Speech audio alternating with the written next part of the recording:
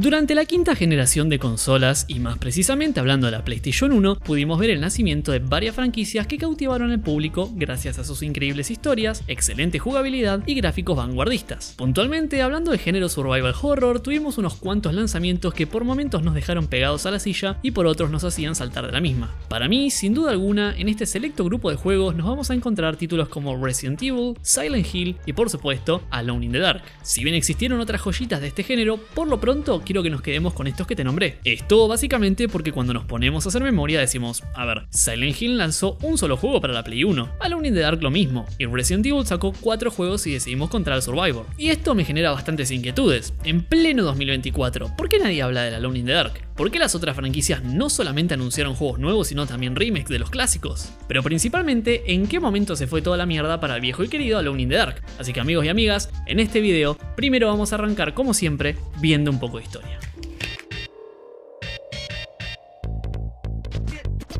Depende de la edad que tengas, es muy probable que hayas escuchado la frase Alone in the Dark es una copia de Resident Evil, pero si vamos al caso, la popularidad de este último casi que lo llevó a convertirse en un género en sí mismo. Me explico, hoy por hoy si buscas algún juego de exploración / supervivencia que se juegue en tercera persona y con ángulos de cámara fijos, es inevitable pensar que es un clon del Resident Evil. Y sí, le dije Resident Evil y por lo que queda del video le voy a seguir diciendo igual, de pibe lo conocí así que no pienso cambiarlo, hay gente que le dice PlayStation a la Play, así que no me vengan en los comentarios de oh, ¿cómo que estás pronunciando?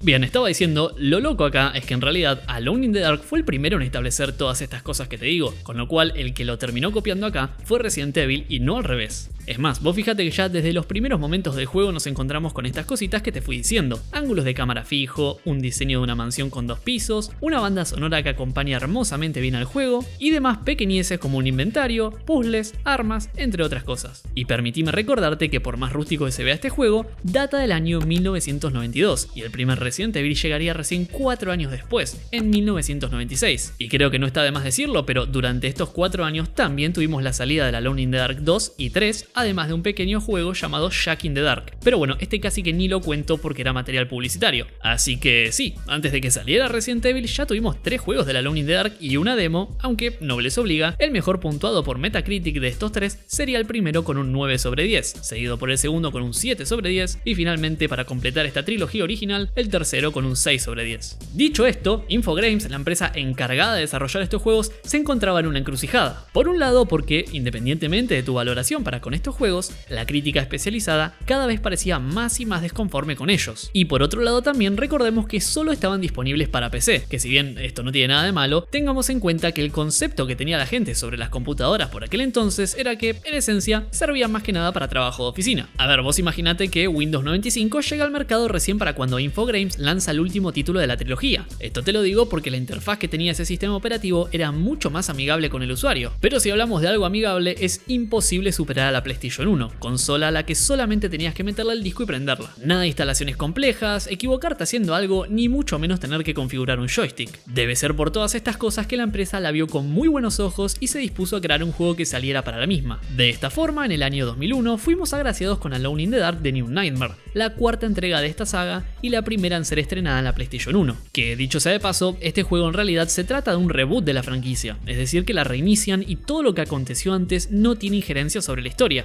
Y si bien en parte esto es verdad, muchos jugadores no lo consideran así, pero no quiero entrar mucho en esa polémica. Por lo pronto, lo que tenemos que entender es que, le pese a quien le pese, cuando este juego llegó a la consola fue recibido de forma muy positiva por los jugadores, así también como por la crítica. Por supuesto, no estaba exento de ciertos fallos, bugs, glitches gráficos y quizá lo peor de todo, problemas en el sistema de apuntado. Pero más allá de todo eso, creo que si tuviste la oportunidad de jugarlo, conservarás muy buenos recuerdos de él. Y acá es donde viene mi mayor duda. Bueno, ¿por qué carajo se murió la franquicia entonces? Es más, ¿cómo es posible que si Silent Hill había sacado también un solo juego para la PlayStation 1, ellos sí pudieron hacer que esta franquicia sea prolífera? Bueno, para responder todas estas preguntas, vamos a tener que tomar un montón de cosas en consideración. Desde la historia hasta el gameplay, pasando por el arsenal disponible y también, por qué no, de los distintos escenarios, así también como los gráficos.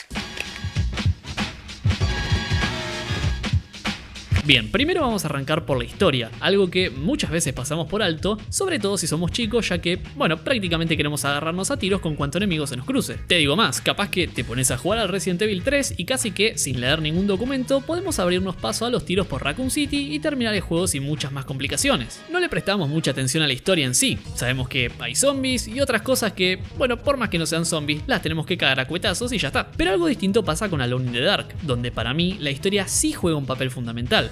Esto te lo digo no solo porque en varios documentos podíamos encontrar la solución a ciertos puzzles, sino también porque si no los leíamos o bien nos saltábamos cinemáticas, no entendíamos un carajo. Es más, te voy a poner a prueba y no vale abrir Google. Te voy a hacer 3 preguntas a ver qué también las respondes. Primero, ¿por qué habíamos ido hasta ahí? Segundo, ¿cuál es la diferencia entre los dos personajes? Y tercero, ¿te acordás cómo era el final? Lo más probable es que no tengas ni idea y no puntualmente porque haya pasado mucho tiempo, aunque también puede ser, sino más bien porque de movida no le habíamos prestado atención a los documentos. Que si vamos al caso es medio entendible, ¿no? Digo, porque hay algunos libros que tienen hasta 50 páginas, con lo cual, si lo tuyo son los tiros, lo más probable es que hayas salteado páginas para ver si había algún código o alguna frase importante escrita. Por otro lado, y esto también recae en el apartado de la historia, quiero que hablemos de un aspecto de la misma y es qué tan autoconclusiva puede ser esta.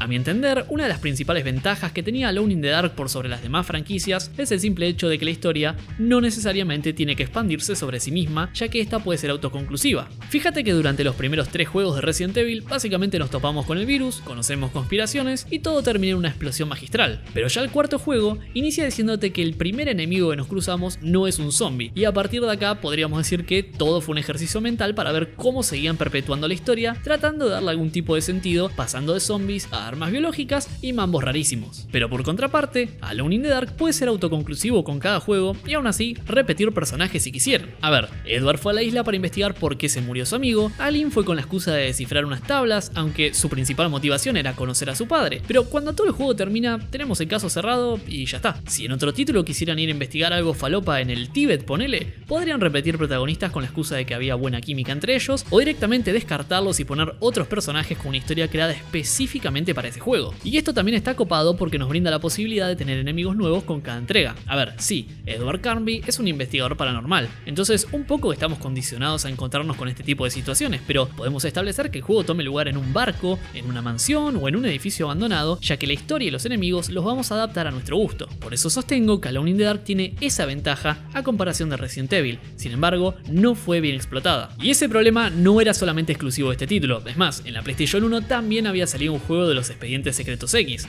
una serie que fue furor durante aquella época, pero que aún así no le había ido muy bien al juego. Y como estos ejemplos hay varios, por ejemplo, Los Hombres de Negro también aterrizaron en la PlayStation 1, en su momento eran furor en el cine, pero acá no la pegaron para nada. Esto principalmente porque el gameplay dejaba mucho que desear, aún así tomaron caminos distintos el uno del otro. Para Los Expedientes X se optó por hacer una aventura gráfica, bastante copada por cierto, pero nosotros no encarnamos a los protagonistas principales, y esto es lo mismo que te inviten a comer un asado pero tener una milanesa de soja, dejémonos de joder. Y por parte de Los Hombres de Negro, acá sí tenemos fondos pre-renderizados y muchos elementos similares al juego que le da título a este video, pero aún así no logró conquistar al público y su secuela aún menos. Aparte, si nos detenemos por unos momentos para apreciar los gráficos, Alone in the Dark no tenía nada que envidiarle a los títulos de aquella época y hasta me animaría a decir que se ve mejor que muchos de ellos. Así que, como habrán visto, no importa qué tan buena o mala sea la historia, los gráficos o la jugabilidad, si estos no tienen un buen balance, es más que probable que al juego le vaya mal. Por eso es que me apena mucho que no hubo secuelas de Alone in the Dark para la PlayStation 1, ya que este título contaba con todo lo necesario para que le fuera bien, pero cuando nos ponemos a ver lo que vino después, mamita querida. Algo muy interesante que tenía este juego era la posibilidad de elegir entre dos personajes distintos, y esto lo quiero destacar porque los escenarios entre sí varían un montón. Te lo digo porque muchas veces se nos trata de vender que un juego tiene valor de rejugabilidad justamente por tener escenarios distintos, pero cuando prestamos atención es prácticamente el mismo mapa con otro personaje y a lo sumo cambian 2 o 3 cositas. Pero acá no, nada que ver, ciertos enemigos son específicos para cada escenario, las zonas cambian muchísimo y los personajes con los que interactuamos también. Aline está más enfocada en la exploración y no tanto en la acción, algo totalmente entendible ya que es antropóloga. El problema está en que para elegir este personaje nos tiene que gustar realmente el género survival horror, porque literalmente arrancamos sin armas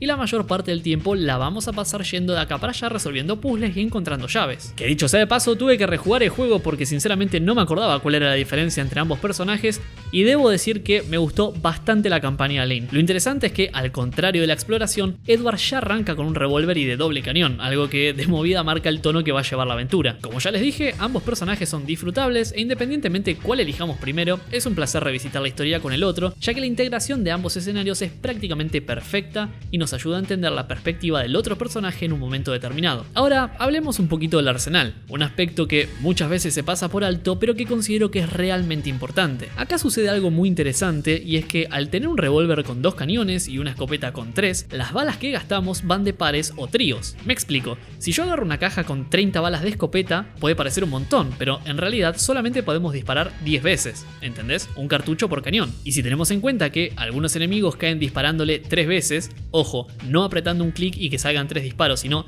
3 veces, literal, tenemos que gastar 9 balas, quiere decir que si tenemos 30 cartuchos, solamente podemos matar 3 enemigos. Y la verdad, esto es bastante confuso. No sé si lo hicieron adrede, cosa de decir, sí, toma pibe, acá tenés 700 balas, gastalas como quieras y solamente puedes matar 2 enemigos, o es que realmente trataron de hacer algo diferente a lo que se veía en aquella época y la verdad es que muy bien no le salió. Aparte, otra cosa, casi que exclusivamente vamos a estar utilizando la escopeta durante todo el juego, ya que la munición de las demás armas es bastante escasa y no parecería dar muchísima ventaja. Estoy hablando puntualmente de la pistola de bengalas y el lanzagranadas. Esto cambia un poco cuando llegamos a las zonas finales del juego, que nos vamos a estar encontrando unos cristales que básicamente son la munición del arma, y ahí la cosa sí se pone interesante. Pero ahora, si ponemos el foco en el gameplay justamente, vamos a ir encontrando ciertas cositas que pueden llegar a ser molestias menores, pero que en ciertas partes se vuelven realmente tediosas. Desde no poder piquear un ítem por el ángulo en el que estamos parados, así también como errar disparos por lo mismo. Es más, como ya te dije, hay zonas donde directamente el auto apuntado se vuelve loco y no nos permite poner nuestra mira sobre el enemigo. Que de vuelta, esto no pasa todo el tiempo, pero cuando sucede nos dan ganas de revolear el joystick a la tele. De hecho, no recuerdo que esto pasara con Resident Evil, que si bien sí,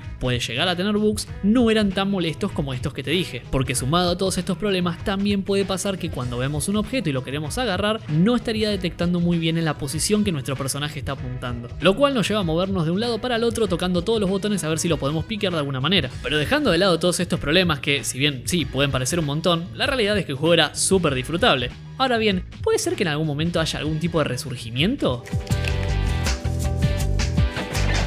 Para mí sí, aún hay un rayito de esperanza, y esto debido a que se anunció una especie de remaster del original. Sí, hablo del que salió en el año 92. Según se nos contó, esta sería una reimaginación, algo parecido a lo que fue el Resident Evil 2 Remake, ya que intentar recrear el juego con las mismas mecánicas de aquella época sería incompatible con los estándares de gaming modernos. Y para serte sincero, soy bastante escéptico con estas cosas. Sin ir más lejos, hace un tiempo atrás hice un video cuando anunciaron el remake del Silent Hill 2, y ahora, viendo fragmentos de gameplay, parecería que fue hecho a las apuradas con el Unreal Engine. Ojalá que esté equivocado, pero por lo poco que pudimos ver, no parecería gustarle mucho a los fans originales. ¿Acaso resucitará esta franquicia? Difícil precisar, pero con una mano en el corazón, espero que así sea. Hasta acá el video de hoy, amigos, espero que les haya gustado, y si en algún momento tuvieron la posibilidad de jugar algún Alone in the Dark, déjenmelo saber en los comentarios. Yo por mi parte me despido, y nos estaremos viendo en un próximo video.